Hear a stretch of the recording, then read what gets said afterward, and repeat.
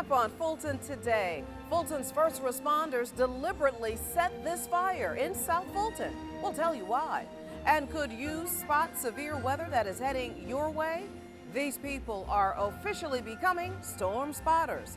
Fulton Today is next. From the Government Center in downtown Atlanta, you're watching Fulton Today with Shania Chavis. Welcome to Fulton Today, everybody. I'm Shania Chavis. Fulton joins the National Weather Service to train more storm spotters in the county before the next natural emergency happens. Now, the Emergency Management Agency hosted the Skywarn training, and FGTV's Priscilla Ortega was there. Priscilla? Shania, about 60 future storm spotters came here to learn how to report severe weather to the National Weather Service. They also learned how to protect themselves when storms strike. Flash flooding, lightning, hail, tornadoes, and hurricanes. Severe weather can quickly move through our area, and that's where trained storm spotters can help. When we get storm reports, it helps us to calibrate what we're seeing on the radar and react faster as the storms are intensifying. We can get the warnings out faster and alert the communities downstream as to what to expect sooner and hopefully allow them to take cover if necessary. Weather enthusiasts, college students, and families took part in the class where they learned that only 6 inches of floodwaters can lift a car off the street. And if you're outside during a thunderstorm, avoid poles, bleachers, metal fences, and trees. We learned about different types of clouds, right guys? Mm-hmm. We learned about where to call should we spot severe weather, and the different ways we can communicate that to the Weather Service. The county's emergency management director says the more trained storm spotters in the community, the quicker they can help respond to emergency situations. The important thing is to making sure that we know where flash flooding is occurring, what other things if they see large amounts of debris that are rotating or straight line winds. That'll help us to ensure that we're passing that information on to our public safety partners as well as meteorologists at the National Weather Service. One thing organizers stress is for storm spotters to make their reports only after they're in a safe place and out of harm's way. Organizers say there's no way to learn everything about severe weather, so storm spotters are encouraged to take additional classes. They expect to have a similar class this fall. Reporting from the Emergency Operations Center, I'm Priscilla Ortega for FGTV. Fulton's first responders deliberately set a liquid propane tank on fire. Why, you ask? Well, let's check in with Deputy Fire Chief Wesley Stubbs to find out. Welcome back to Fulton Today. Hi, Shania. Thanks for having me. Well, sir, that is quite a big fire that folks are seeing. Tell everybody exactly what's going on. What you're seeing is us training our new recruits on how to handle liquid propane fires. These tanks are prevalent throughout South Fulton County, and we need to teach our recruits how to do this. And what you see here is them playing water to cool the tank so that it won't explode. And Deputy Chief, how popular are these kinds of tanks in Fulton County? These tanks are prevalent throughout South Fulton County where there's not gas service.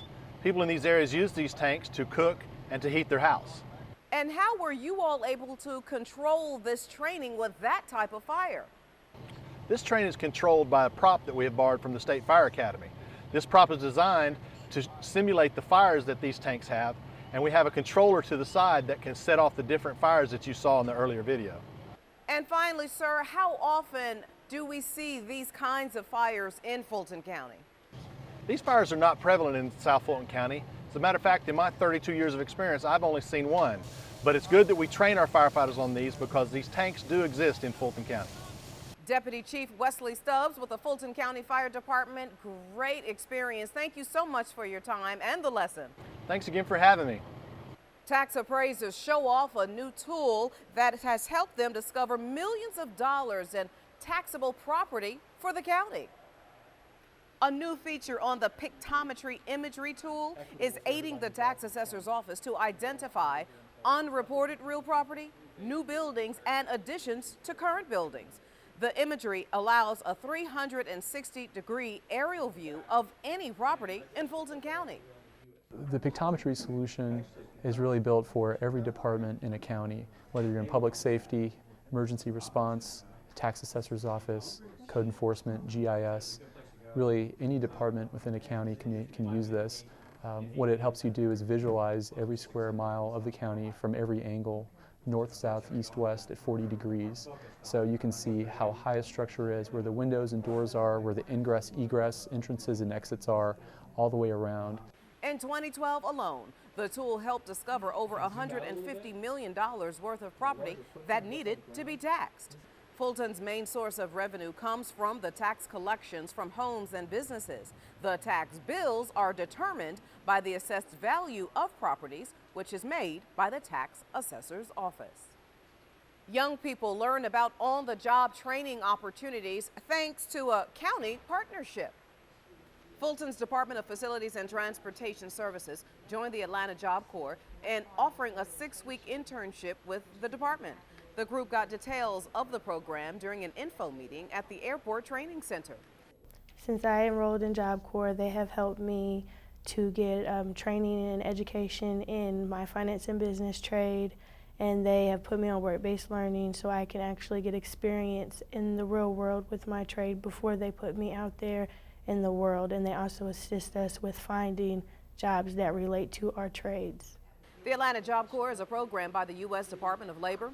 The program provides a setting to teach valuable skills at no cost to the participant. Fulton's Facilities and Transportation Department provides services from road repairs to building construction. Fulton Citizen University students get a lesson in civic engagement. The 2014 class joined a community town hall meeting in South Fulton to see how residents interact with their elected and appointed leaders. I believe that the ability to voice your concerns is very important, particularly when you ask for active citizens. Active citizens come, they express their opinion, but what I like most is that the forum is always giving us a platform and the opportunity to be heard. I think they really expressed their concerns in a way that they felt comfortable. They didn't feel intimidated. They didn't feel as if they were pressured to give it a political answer. The class got a chance to meet one-on-one with the founder of FCCU. We'll show you how it went in our district-by-district segment. And still to come on Fulton Today, homeless advocates meet to discuss ways to identify funding support for homeless services. It's a part of our district-by-district coverage next.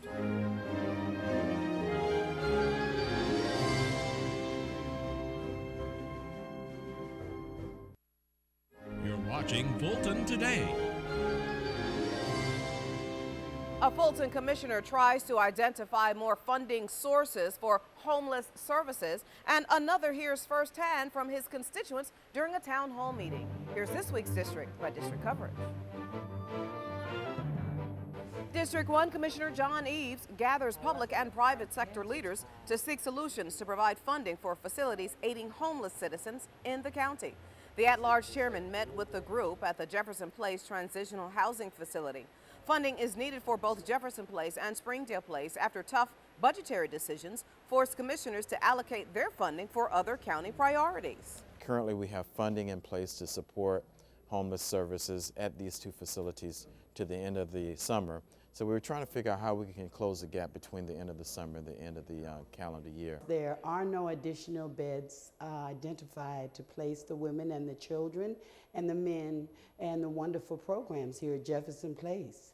And Fulton County has done an excellent job in building Springdale and in funding Jefferson Place, and they must remain open. The county's shelters are operated by Fulton's Office of Emergency and Transitional Housing. Fulton's water professionals use a new technique to clean water lines in one area of the county. Technicians implemented the new process, ice pigging, in a Highland subdivision in North Fulton. Using a chlorinated chemical called ice slurry, the techs placed that ice slurry in a piece of equipment called a pig. That physically cleans the pipe's interior by scraping with sheer force. This is a kind of a unique type of operation where it allows us to leave the residences basically still in service. Other types of cleaning operations would require us to shut down the line and to take the customers offline and out of service. And so we didn't want to do that for a variety of reasons. It affects fire protection and different things of that nature, in addition just to the inconvenience. So this gave us the opportunity to clean the line as well as determining what might be inside the line if we see what comes out, and with minimal disturbance to our to the residents here at the Highlands. Well, I think it's exciting. This is brand new technology. It's only been available about a year and a half. It's a company that's actually got a Fulton County office in Midtown, but they do work all over the world. And so it's pretty exciting that they're able to help us right here at home, and that we're using the latest and greatest technology to provide safe and clean drinking water for our community. The treated ice slurry that is used in the pipes is removed through nearby fire hydrants or valves. Ice pigging cleans the lines without causing damage to the pipes. District 5 Commissioner Emma I. Darnell joins the discussion about one of the major health issues in the county, asthma. African American women, that combination, highest number of deaths due to asthma. The vice chair attended the Fulton Asthma Summit at the College Park Health Center. May was Asthma Awareness Month, and the summit was titled Asthma Awareness, Continuing to Put the Pieces Together, and The Missing Piece. The data collected by the Department of Health Services confirmed and convinced the Board of Commissioners that there was a target population within Fulton County that had a disproportionate incidence of asthma and other respiratory diseases. The Asthma Summit was just one of many events held by Fulton professionals that were aimed at improving policies and reducing health disparities associated with asthma.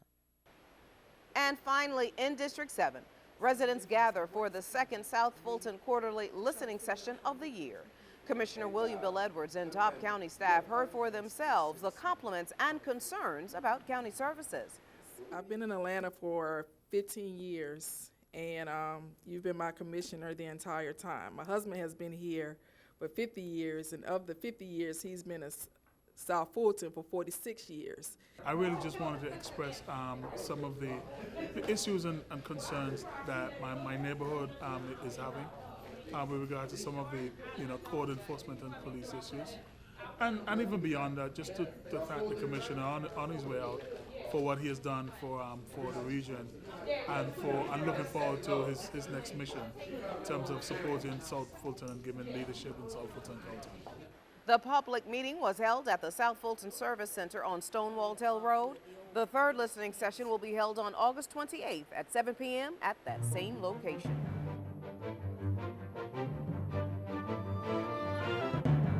And when we come back, what's the latest on the tuberculosis alert in Fulton County? We'll hear from the county's health director when Fulton Today returns.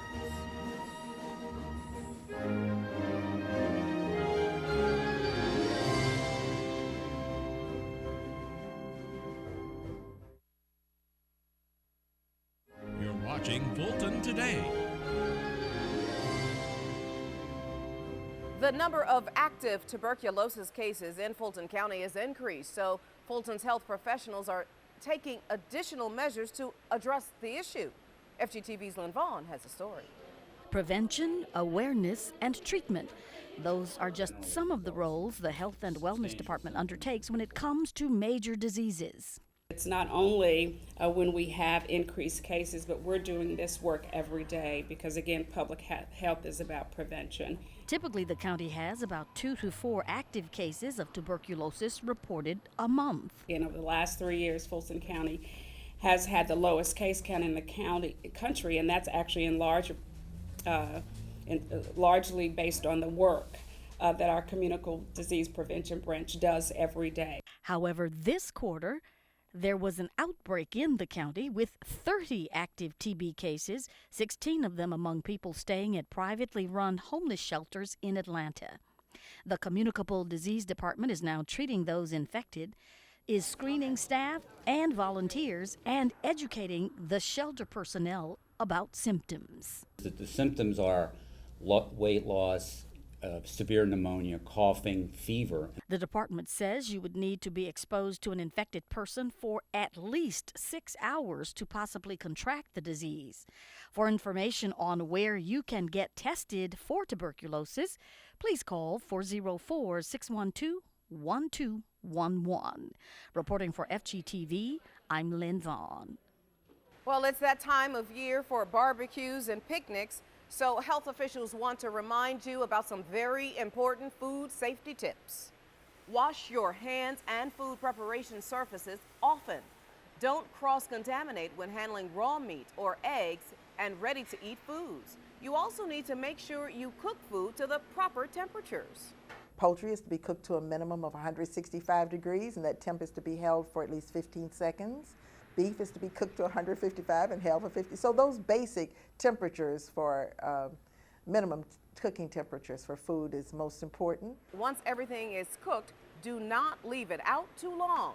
According to the U.S. Department of Health and Human Services, at room temperature, bacteria in food can double every 20 minutes. So remember to refrigerate foods quickly because cold temperatures keep most harmful bacteria from multiplying. Fulton's Health Services team is looking for your input about health services. Health and wellness facilities offer primary care, dental, women, infant, and children, known as WIC, behavioral health, and even job search assistance. Fulton has health centers all over the area from Alpharetta to College Park. Well, now the county is hosting a series of listening sessions to find out how it can better serve the community. The listening session was stellar. It allowed neighborhood, community, faith, and small business leaders, as well as residents, to be able to communicate about what was important to them. You can attend the last listening session on June 11th at the North Fulton Service Center at the address on your screen. It starts at 6:30 p.m. And up next, ground is broken on another new library in the county. We'll tell you where when we come back.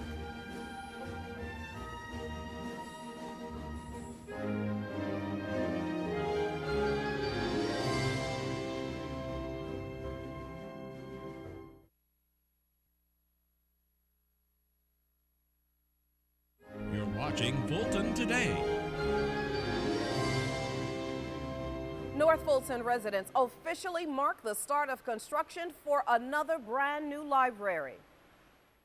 Elected officials joined community and civic representatives for the groundbreaking ceremony for the Milton branch. The new 25,000 square foot facility will be located at 855 Mayfield Road in Milton. Within a year, residents of the community will be able to book a meeting room to have a public meeting.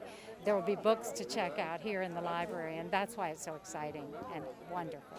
It's a gathering place. It's something that our citizens are proud of. It's something they'll use. So we certainly thank Fulton County for bringing this here. The grand opening of the Milton Library is expected in the second quarter of 2015. Fulton County voters overwhelmingly supported the library bond referendum in November 2008. And finally, a special baseball game brought special joy not only to the players but to the spectators as well. The Miracle League game is an opportunity for children with mental or physical challenges to play baseball. The children played the game inside a gym at Welcome Park for 2 innings. Every player had a chance to bat once. Organizers say it's a very exciting experience to witness. We do it for the love. We do it because we love the kids, and most of all, man, it's a very humbling experience to see these kids having so much fun. And you know, it's just a wonderful thing for Fulton County as a whole. They're really proud of themselves. It gives them something to be proud of. And so when we recognize them, it's just a joy. After the game, the Parks and Recreation Department had a banquet for the players and their families. The players will soon have a new place outside to play ball. Last month, officials broke ground at the new Miracle League field where the children will be able to play on a specially designed rubber turf field. And before we go, our reminder that we'd like to hear from you about the stories and programs right here on FGTV. Go to our website to take a survey. You can also email or call us. The number 404-612-8317. The email address is fgtv.feedback@fultoncountyga.gov. You can also follow us on twitter.com/FGTV, find us on Facebook, and watch us on YouTube. Well, that does it for this edition of Fulton Today. I'm Shania Chavis. Thank you for joining us. Join us each week for news around and about Fulton County.